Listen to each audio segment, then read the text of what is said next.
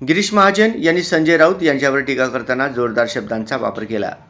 संजय राऊत दगड मारायलाही मागे पुढे पाहणार नाहीत असे म्हणत त्यांनी राऊतांच्या वक्तव्य शैलीवर निशाणा साधला। राजकीय आरोप प्रत्यारोपांच्या पार्श्वभूमीवर महाजनांनी ही प्रतिक्रिया दिली। विरोधकांवर टीका करण्यासाठी राऊत कोणत्याही थराला जाऊ शकतात असा आरोपही त्यांनी केला। या वक्तव्यानंतर राजकीय वर्तुळात नवी चर्चा सुरू झाली असून दोन्ही बाजूंच्या समर्थकांकडून विविध प्रतिक्रिया उमटत आहेत। संजय राऊत आता सध्या शिवीगाळ करतायत। मला वाटतं मागे पुढे ते दगड मारायला कमी करणार नाहीत अशी त्यांची अवस्था झालेली आहे। मला असं वाटतंय खरं म्हणजे अशी शिवीगाळ करण्याची गरज नाही।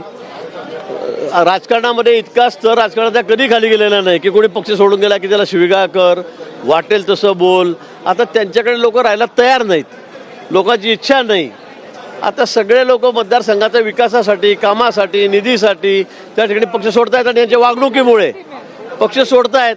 तर यांना एवढं टोकाला जायचं, घाणघाण शिवीगाळ करायची, आई बहिणीचा उल्लेख करायचा, मला वाटतं हे काही अपेक्षित नाही आहे, हे योग्य नाही आहे।